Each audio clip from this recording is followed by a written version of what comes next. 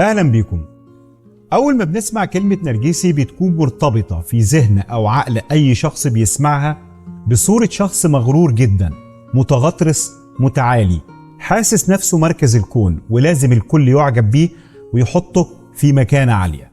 المغرور اللي دايما بيحاول يجذب الانتباه ودايما بيحاول يكون محور الاهتمام من خلال العجرفة والغرور وأحيانا العدوانية والبلطجة والتنمر على غيره، والتصرفات اللي أغلبنا أصبح عارفها. لكن في نوع من النرجسيين على نفس الدرجة من المكر والخبث والحقارة ونفس الغرور والتعالي، ويمكن كمان يكون أحقر من كل النرجسيين، لكنه بيظهر بطريقة ناعمة بيكون صعب إنك تكتشفهم. اسمه النرجسي الخفي. النرجسي الخفي هو نوع معقد جدا من أنواع النرجسية، وغالبا بيتفهم بشكل خطأ، أو غالبا ما بتحسش إنك في علاقة مع شخص نرجسي إلا بعد فوات الأوان. التعامل مع النرجسي الخفي بيخليك تحس إنك ماشي على قشر بيض، إنك بتتعامل مع شخص حساس جدا، لطيف جدا من بره، لكن دايما بيخليك حاسس بالإرهاق النفسي والضغط النفسي والقلق أو حتى الشعور بالذنب من غير سبب واضح. في السلسلة دي هنتكلم عن النرجسي الخفي وإزاي تكتشفه، صفاته، أهم الحيل والألاعيب اللي بيستخدمها. النرجسي الخفي في أرض الواقع يعتبر أخطر نوع من النرجسيين على المستوى النفسي، لأنه مش هيأذيك بشكل علني ظاهر، لكنه هيخليك أنت نفسك تشك إنك مظلوم، هيخليك أنت نفسك تعذره وتبرر تصرفاته. خطورة النرجسي الخفي إنه ممكن يدمرك اجتماعيا وعاطفيا ونفسيا من غير ما يسيب دليل واضح على خيانته. ليه النرجسي الخفي بيعتبر أخطر نوع من النرجسيين؟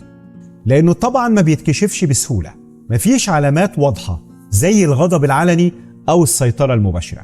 بيخليك متلخبط، بيوصل لك مشاعر متناقضة، تحس إنه بيحبك وبيدعمك، لكن في نفس الوقت بتحس بالذنب والاستنزاف والإرهاق النفسي.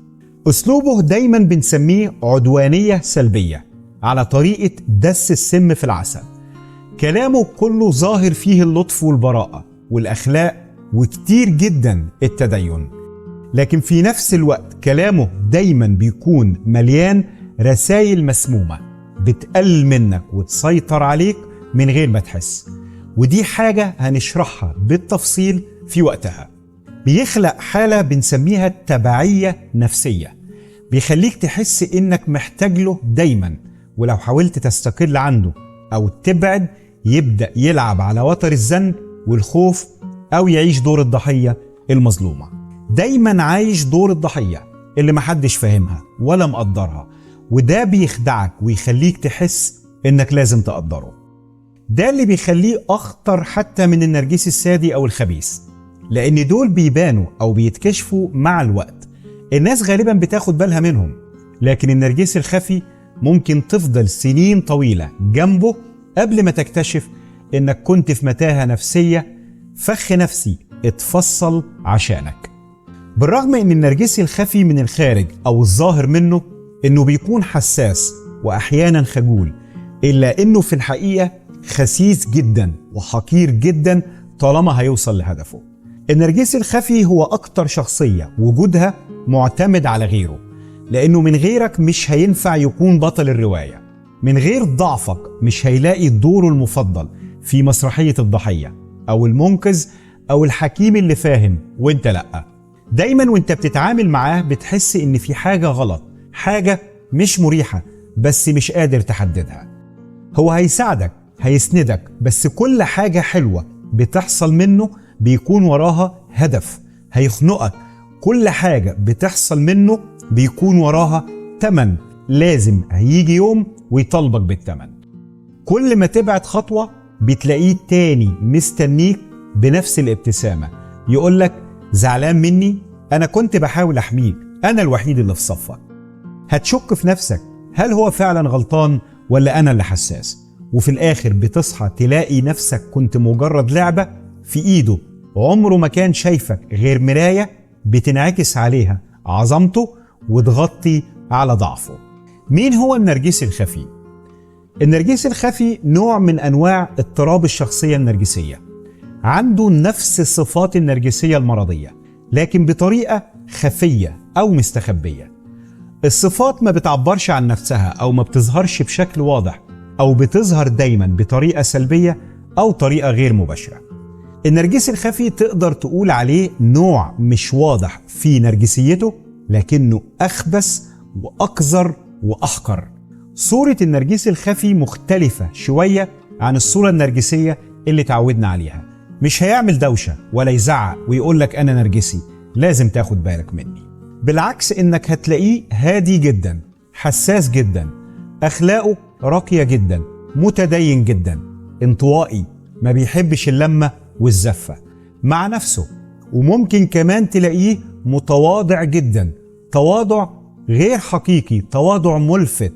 وده اللي خلاك ما تشكش لحظة واحدة إنك بتتعامل مع نرجسي مريض.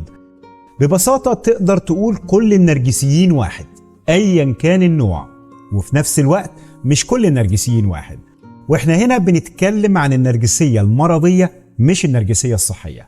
كل النرجسيين واحد لأنهم كلهم بيشتركوا في الجوهر، رغبة مريضة إن الكل يقدره ويعجب بيه ويطلع بيه للسما السبعة. لازم يسيطر ويتحكم في كل شخص وكل شيء حواليه، كأنه عايز الكل يكون رهن إشارته. تقديره لنفسه ضعيف جدا، جواه إحساس بالضعف والعجز، إنه مش كفاية، بيعوضها بصورة مزيفة كلها غرور وتعالي وغطرسة. مفيش تعاطف حقيقي مع غيره، وبيتلاعب بغيره ويستغلهم. الناس بالنسبة له أدوات لتلميع الصورة الوهمية اللي عايش بيها. جواه شعور عالي جدا بالاستحقاق، حاسس إنه يستاهل أي حاجة وكل حاجة من غير أي مجهود منه، وكمان أي حاجة في إيد غيره حاسس إنه أحق بيها من غيره. الكلام ده بينطبق على النرجسي الظاهر والخفي، الراجل والست، الكبير والصغير. لكن الفرق بينهم بيظهر في إزاي الصفات دي بتظهر. الفرق بينهم في الطريقة. الجوهر واحد لكن الطريقة هي اللي بتختلف. الطريقة هي اللي بتختلف، وده اللي بيخلينا نقول إن كلهم مش واحد. النرجسي الظاهر مثلا غروره واضح وصريح، متغطرس، بيفرض وجوده وعايز يكون دايما في الصورة سواء بالتصرفات أو بالكلام. لكن النرجسي الخفي بيشتغل من تحت لتحت، بياخد شكل الضحية أو شكل الحساس أو الطيب اللي محدش مقدره، لكنه في الحقيقة عنده نفس التركيبة المرضية بس بيوصلها بأساليب غير مباشرة. النتيجة واحدة في كل الحالات. طالما في حياتك شخص نرجسي هتحس إنك بتستهلك نفسيا وعاطفيا وبتتأذي، وبتشوف كل حيل التلاعب والاستغلال. كلهم واحد لأن كلهم بيستخدم التلاعب والحيل عشان يفضل هو محور الاهتمام، حتى لو ده حصل عن طريق الصمت العقابي، الغموض، الشكوى، أو اللعب على المشاعر، أو حتى المرض زي ما بيعمل النرجسي الخفي. النرجسي الخفي ممكن يمثل المرض، يتمارض، أو يمثل العجز أو إنه مش فاهم عشان يحسسك بالذنب من ناحيته، وتلاقي نفسك لو وقعت في الفخ مضطر تساعده، تعدي أخطائه، أو حتى ممكن تلاقي نفسك بتبرر تصرفاته وبتعذره. يعني الهدف واحد لكن الطريقة بس هي اللي بتتغير. الصفات واحدة لكن إزاي الصفات دي بتظهر ده اللي بيختلف. لو خدنا مثلا صفة الغرور كمثال علشان نوضح فكرتنا، للأسف في كتير من الناس بتتكلم إن النرجسي الخفي مش مغرور، بالعكس ده متواضع جدا، والكلام ده غير صحيح تماما. النرجسي الخفي جواه نفس الغرور المرضي اللي عند النرجسي الظاهر، لكن كل واحد بيعبر عن غروره بطريقة مختلفة. النرجسي الظاهر لما يدخل مكان جواه إحساس أنا مغرور جدا وشايف نفسي محور الكون وأهم واحد في المكان، يلا خدوا بالكم من العظمة بتاعتي. ده الإحساس اللي بيكون جواه، وكمان هيقول كده بدون خجل، هيتفاخر بنفسه قدام الكل، وهيحاول يسحب الأضواء من الكل حتى بالكلام. الكلام لازم يكون عنه وعن نجاحاته وإنجازاته حتى لو تافهة. شايف إن الغرور بيديله جاذبية وقوة وسيطرة على الكل، كأنه عايز يقول بصوا أنا مغرور وهتصرف بغرور وهقول إني مغرور علشان عايزك تنبهر بيا، تغار مني وتحس إنك قليل جنبي ونفسك تكون زيي. لكن النرجسي الخفي أنا مغرور جدا وجوايا نفس الغرور المرضي ويمكن أكتر، بس همثل إني متواضع وراقي في أخلاقي علشان برضه الكل لازم ينتبه وياخد باله مني ويرفعني للمكانة اللي أنا عايزها. بس أنا مش هطلب، أنا ما طلبتش منك حاجة، أنت اللي عملت كده من نفسك. أنا بس همثل إني متواضع، مش بس همثل إني متواضع، ده أنا كمان هقلل من نفسي قوي علشان أضحك عليك واخدعك وأنت اللي تمجد فيا من غير ما أطلب. بقولك إيه، أنا أقل واحد فيكم، أنا معرفش زيكم، أنا آجي إيه جنبكم؟ يا عمي أنا إنسان بسيط ماشي جنب الحيط. وطبعا كل ده تمثيل، بس أنت مش هتعرف إن أنا بمثل وهتصدقني، وأنت اللي هترفعني لفوق من غير ما تحس. هخليك تحس إن أنت اللي لازم ترفعني لفوق من غير ما تحس. هقولك أنا أقل واحد فيكم، هتقع في الفخ ومن غير ما تحس هترد عليا وتقولي لا يا باشا ما تقولش كده، كلنا عارفين قيمتك. برافو عليك، هو ده المطلوب بالظبط. خد بالك اني قبل ما اظهر رتبت المسرح كويس جدا، كان فاضل بس العب بالجمهور. لازم الكل يكون فاهم هو بيتعامل مع مين. هدوم فخمة غالية، ساعة غالية، عربية غالية، دايما حاجتي مش شبه حد خالص. مش مهم تكون غالية، المهم تكون مختلفة عن الكل. ورغم كل ده همثل عليك التواضع علشان تقول ياه أغنى وأشيك وأعلى واحد في الموجودين ومع ذلك متواضع جدا، يا ريت الناس كلها زيه. بعد كده هيبتدي التمثيل وأنا واقف على المسرح، هتكلم بصوت واطي، كلامي كله راقي جدا والعيبة مش هتطلع مني.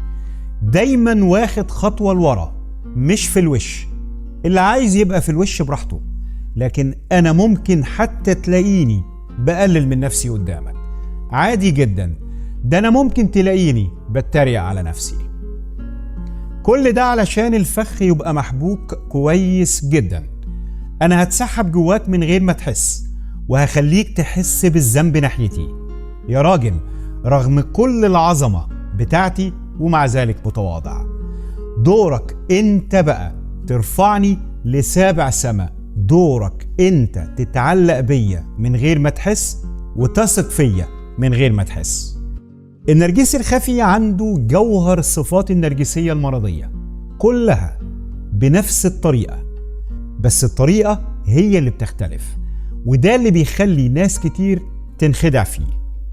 احنا خدنا صفة الغرور كمثال وحاولنا نتكلم عنها بشكل بسيط، لكن لازم نعرف ان كل صفات النرجسية المرضية موجودة في النرجسي الخفي، لكن زي ما قلنا بتظهر بطريقة مختلفة عن اللي انت اتعودت عليها، وكل صفة هنتكلم عنها في وقتها وازاي بتظهر. كمان النرجسي الخفي عنده صفات تانية خالص تخصه مش موجودة في الأنواع التانية من النرجسية، زي إنه بارد، برود مصطنع أو بيتبارد، سلبي، غبي جدا، ذكاؤه دايما متأخر وبيغرق في شبر مية، خبيث جدا، منافق، عنده ازدواجية في كل حاجة، اللي يقوله الصبح ما ينفعش بعد دقايق تلاقيه بيعمله عادي جدا، ممثل كبير بيعرف كويس جدا يفصل وش ماسك أو قناع ويلبسه لكل واحد بيتعامل معاه. كل واحد بيتعامل معاه بيفصل له الوش اللي يناسبه. لص كبير جدا جدا، حرامي، هيسرق وقتك وجهدك وسلامك النفسي وسمعتك وممتلكاتك في السكة. أستاذ في التلاعب النفسي لدرجة إن الضحية اللي بتتعامل معاه بتحس إنها مدمنة عليه رغم كل الأذى اللي هتشوفه منه. انطوائي في حاله لكنها حيلة علشان الناس تنشغل بيه. هتحس انه في حاله لكنه بيموت في الغيبة والنميمة. متناقض جدا في كل كلامه وتصرفاته، اللي بيقوله غير اللي هتشوفه منه. ثعلب مراوغ مكار، ودايما ماسك العصاية من النص وبيقدر يلعب على كل الأطراف. مصاص الدماء اللي هيستنزف طاقتك النفسية بكل سهولة وخبث وخسة وحقارة. جبان بس في نفس الوقت خطير جدا، لأنه دايما هيطعنك في ظهرك. أستاذ في التلاعب العاطفي والنفسي، شاطر جدا إنه يحسسك بالذنب ويخليك مش بس تتعاطف معاه، ده انت كمان ممكن تدافع عنه من غير ما تحس. أستاذ في صناعة الأزمات، يحطك في مواقف مستحيلة، يفصل لك الورطة والمصيبة علشان يعجزك ويخليك تجري عليه تقول له الحقني، وساعتها هيقف يتفرج عليك وانت ضعيف. أستاذ في التجاهل والصمت العقابي، وكمان أستاذ إنه يختفي وقت ما تكون محتاج له، هتلاقيه فص ملح وداب. أستاذ في الاستغلال والانتهازية، بيستغل الكل لمصلحته. ممثل كبير جدا، لما يكون في مشكلة تلاقيه يتحول فجأة لطفل بريء ويعيش دور الضحية، ويمكن كمان يبكي، لكن طبعا دموع التماسيح. عايش في وهم، كذبة كبيرة إنه إنسان مفيش زيه. المصيبة إنه مصدق الكذبة، والمصيبة الأكبر إن أنت كمان لازم تصدق الكذبة، وإلا هتكون عدو ومش هيرحمك. مستفز جدا، وأستاذ إنه يستفز غيره ويخليه يفقد صبره ويخرج عن شعوره. خسيس، ما عندوش ولا ولاء ولا مبدأ، يبيع أقرب الناس ليه علشان مصلحته. كذاب جدا، والكذب عنده كذب مرضي، بيكذب بهدف ومن غير هدف. عنده ذاكرة انتقائية، بيفتكر بمزاجه وبينسى بمزاجه. كلامه دايما غامض وعايم علشان ما تقدرش تمسك عليه غلطة واحدة.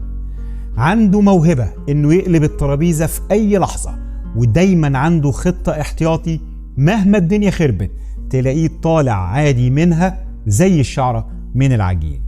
هيسيطر عليك ويتحكم فيك، بس السيطرة هتكون بالتلاعب العاطفي والحيل النفسية. هيخليك عروسة في ايده بس من غير ما تحس، ومن غير ما يقول انه محتاج للسيطرة، زي النرجس الظاهر. كل الصفات دي هنتكلم عنها بالتفصيل وازاي بتظهر في حلقات جاية ان شاء الله. النرجسي الخفي عنده نفس صفات كل النرجسية المرضية بالحرف الواحد، وكمان عنده صفات تانية تخصه، وكل حاجة تخصه هنشرحها بالتفصيل في السلسلة دي. فيديو النهاردة مجرد مقدمة نتعرف بس فيها على النرجسي الخفي. في الجوهر النرجسي الخفي هي النسخة الخفية أو المستخبية أو الصامتة من النرجسية، نسخة شغلها دايما من وراء الكواليس. مغرور وعنده نفس الغرور المرضي، لكن غروره وتحكمه ما بيظهرش بشكل مباشر زي النرجسي العلني أو الظاهر. اللي بيخليه صعب إنه يتكشف إن النرجسي الخفي هيأذي ويستغل ويجرح ويهين وهو لابس قناع الفضيلة والمثالية والطيبة. مش هيهينك علنا زي النرجسي الظاهر، مش هيصرخ ولا يهيص، لكن النرجسي الخفي مش محتاج لكده، مش محتاج يرفع صوته ولا يمد ايده، لانه دايما هيقتلك نفسيا بالبطيء. هيستهلكك بالتجاهل والتلاعب والتقليل من قيمتك بطريقة غير مباشرة، لانه دايما بيلعب لعبة قذرة، لعبة النفس والعقل. وجودك جنبه هيخليك دايما حاسس بالإحباط والعجز وعدم الثقة بنفسك بدون ما تعرف السبب. حربه عليك دايما نفسية وما فيهاش أذى مباشر، هيقتلك بالبطيء من غير ما تحس. مش هيضربك لكنه هيدمر ثقتك بنفسك، مش هيضربك لكنه هيشوه صورتك ويخليك تشك في نفسك. ممكن تتآكل نفسيا وانت مش حاسس انك في حرب، لانه هيخليك تلوم نفسك بدل ما تواجهه. النرجسي الخفي مش هيدخل حياتك كعدو واضح، لكنه هيدخل حياتك في صورة الشخص الرائع الجميل اللي كنت بتدور عليه. هتحس انه فهمك اكتر ما انت فاهم نفسك، شاطر جدا يلعب دور الملاك البريء في بداية العلاقة، الشخص الجميل المتعاطف اللي حاسس بيك، لحد ما تطمن له وقتها هيبدأ يطعنك في ظهرك ويحط سمومه في حياتك وفي عقلك وفي دمك من غير ما تحس. هيحسسك بالعجز وإنك قليل مش كفاية، بس مش بكلمات مباشرة، لكنه هيستخدم تلميحات، إشارات، تصرفات دايما ظاهرها بريء جدا. هيقلل منك في نظر نفسك، بس هيضحك أو هيعمل نفسه بيهزر، علشان كده مش هتعرف تمسك عليه حاجة. هيقولك أنا أكتر شخص بيحبك وخايف عليك، ووقت ما تحتاجه هتلاقيه اختفى. النتيجة هتفقد ثقتك بنفسك، لكنك مش هتقدر تحدد السبب. النرجسي السادي ممكن يضربك، يأذيك جسديا. النرجسي الظاهر ممكن يصرخ في وشك ويهينك، ساعتها تقدر تهرب، تشتكي أو حتى تدافع عن نفسك. ممكن تصرخ وتقول أنا مظلوم. النرجسي الظاهر أو العلني لو أهانك هتعرف تسجل الإهانة، هيكون معاك إثبات. لكن النرجسي الخفي مش هيديك فرصة، لأنه هيحاربك من جواك، هيحولك لعدو لنفسك، هيخليك تكره نفسك، تشك في إدراكك، في حكمك، في قيمتك. هيحسسك بالذنب على حاجات ما عملتهاش، ويقنعك إنك السبب في كل حاجة. مش محتاج يكسر عظمك، لكنه هيكسر روحك. هيزرع الشكوك حوالين كل اللي حواليك، يخليك تحس إن محدش بيحبك أو إنك مش مهم. أخطر شيء إن النرجسي الخفي هو الوحش اللي مش هتعرف أصلا تثبت إنه موجود. هو اللي هيدمرك، بس مش هتعرف تمسك عليه دليل. يخليك تحارب نفسك بدل ما تحاربه. هيبرمجك إنك تلوم نفسك دايما، وإنك أنت المشكلة مش هو. لو شكيت فيه لحظة هتلاقي نفسك بتقول يمكن أنا اللي حساس زيادة، يمكن أنا اللي مش فاهمه. هيبرمجك على الخذلان، مش بس بيكسرك، لكن هيبرمجك إنك تكسر نفسك بنفسك. هتلاقي صوت جواك بيصرخ إن في حاجة غلط، جواك صوت بيصرخ في حاجة مش طبيعية، بس بدل ما تصدق الصوت وتمشي وراه، أنت اللي هتخذل نفسك بنفسك، لأنك اتعلمت إن صوتك الداخلي مش موثوق فيه، وإن الحقيقة هي اللي النرجسي بيقولها لك. كل مرة تشك هيقنعك إن المشكلة فيك مش فيه. كل مرة تحس إنه مؤذي هتلاقي نفسك بتدور على مبرر. كل مرة تحاول تفكر هتلاقي نفسك بتقول أكيد أنا فاهم غلط. هتحس إنه بيستغلك، هتحس إنه بيدمرك، لكن هتقول لنفسك أكيد المشكلة فيا مش فيه. وبدل ما تواجهه هتبدأ تدمر نفسك بنفسك. انت مش بس ضحية، انت كمان الجلاد اللي هيحكم على نفسه بالغلط طول الوقت، وهو بس هيكون ماسك الخيوط من ورا الستارة. النرجسي الخفي هو القاتل الصامت، هيهدك من جواك من غير ما يرفع ايده عليك، ودي اخطر انواع الابادة النفسية. الخلاصة ان النرجسي الخفي مش محتاج يحاربك، لانه هيعرف ازاي يبرمجك انك ترضيه وتجري عليه مهما اذاك. انت العدو، وانت الضحية، وانت القاتل، وانت المقتول، لكنه هو بس اللي هيديك السلاح في ايديه. النرجسي الظاهر غالبا بنشوفه في صورة الشخص المغرور اللي بيكون متسلط وبيستخدم القوة او التنمر والبلطجة علشان يفرض نفسه على غيره. ما عندوش اي مشكلة في اهانة الناس او استعراض قوته. لو حاولت تنتقده او تعرضه لضغط او فشل هيرد عليك بعنف او بطريقة هجومية علشان يحمي صورته. لكن النرجسي الخفي بنشوفه في صورة تانية خالص، وهنا الخطورة. بنشوفه دايما في صورة كبير العيلة اللي شايل هم الكل، وهو في الحقيقة بيستنزف كل اللي حواليه نفسيا وعقليا، وممكن كمان يستغلهم ويلعب بيهم. ده اللي الناس كلها بتشوفه، الشخص العاقل اللي بيحل المشاكل، لكن الحقيقة انه بيتحكم في الكل من تحت الترابيزة. دايما كلامه فيه رسائل بتقلل من اللي قدامه، زي انا بقولك الصح بس براحتك، اعمل اللي يريحك. يقنعك انك لو مشيت عكس رأيه هتدمر نفسك، لكنه عمره ما هيقولك كده بشكل مباشر.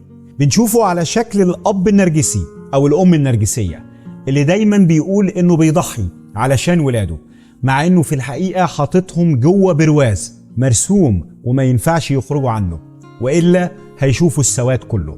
دايما بيقول أنا ما عشتش لنفسي، أنا ضحيت بكل حاجة علشانكم. ده جزاتي بعد ما سهرت وربيت. في الظاهر مثالية بتضحي بكل حاجة علشان ولادها، لكن في الحقيقة بتزرع جواهم إحساس بالذنب، بتحسسهم إنهم مديونين ليها عاطفيا ولازم يسدوا الدين. سداد الدين بالنسبة لها إنهم يفضلوا تحت سيطرتها العاطفية والنفسية طول العمر. بنشوفه على شكل الزوجة النرجسية أو الأم اللي دايما بتحسس الكل إنها الوحيدة اللي ضحت وبتضحي. طول الوقت بتشتكي إنها بتعمل كل حاجة لوحدها وإن محدش مقدر تعبها، لكنها في الحقيقة بتستنزف كل اللي حواليها، لأنها دايما بتزرع جواهم إحساس بالذنب. تخلق إحساس عند اللي حواليها إنهم أنانيين لمجرد إنهم مش عايزين يكونوا تحت سيطرتها. الأب أو الأم اللي بيحسسوا ولادهم إنهم مش كفاية أو يحسسوهم بالعجز، يقول لابنه أنا بس عايزك تكون أحسن، بس أنت دماغك ناشفة وما بتسمعش الكلام. بيزرعوا جوه ولادهم شعور مزمن بالذنب والتقصير، وكمان دايما بيحسسوهم بالعجز وعدم الاستحقاق، يخليهم متعلقين بيهم وتابعين وخاضعين ليهم طول العمر. بنشوفه على شكل الموظف اللي دايما شايل الشغل على دماغه وليل ونهار بيشتكي وعايش دور الضحية المظلومة. النوع اللي طول الوقت يحسس اللي حواليه انه هو الوحيد اللي بيشتغل والباقي ولا حاجة.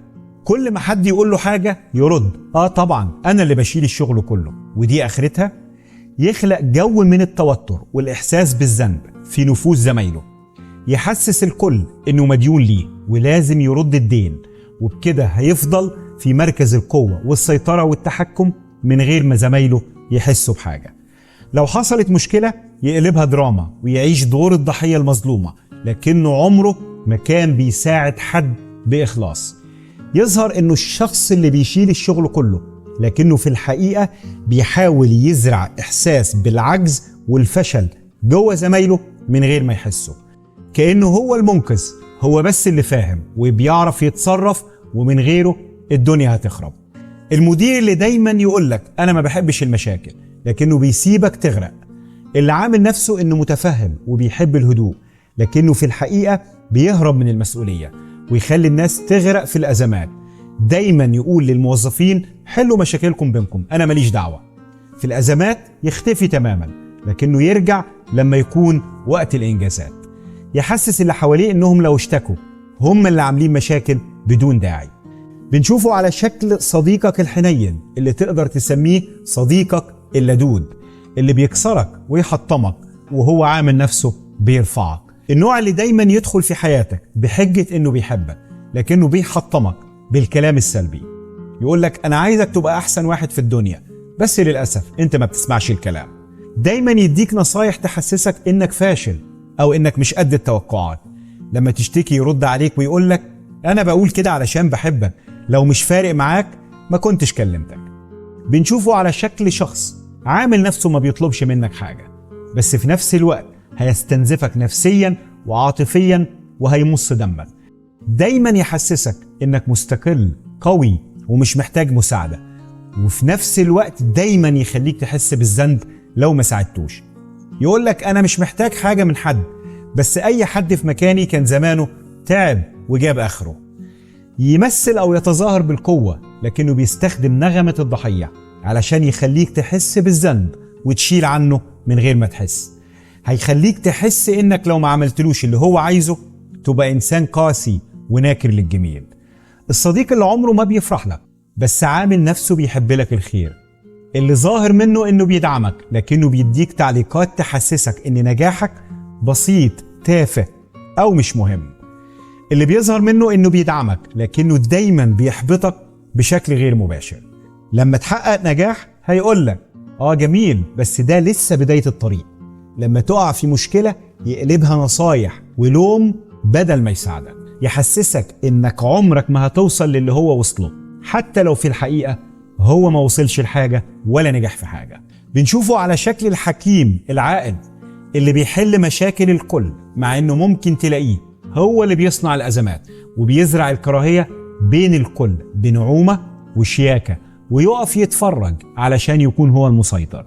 دايما يقولك أنا اللي بلم الدنيا، أنا اللي شايلكم كلكم على راسي، من غيري انتوا هتضيعوا. في الظاهر بيظهر كأنه الشخص القوي اللي الكل بيعتمد عليه، لكن في الحقيقة بيسحب السلطة لنفسه، بيخلي الكل يحس بالعجز ويعتمد عليه، لأنه خلاص أصبحوا حاسين بالعجز، حاسين إنهم من غيره ولا حاجة. ومش مسموح ليك أبدا تكون مستقل بنفسك أو تخرج بره البرواز أو الخط اللي رسمهولك، لأنه أنت عاجز ومش هتقدر. الأخطر من كل دول بنشوفه على شكل الشخص المتدين التقي الزاهد اللي دايما بيتكلم عن الأخلاق، لكنه بيستخدم الدين وسيلة أو أداة للسيطرة والتلاعب.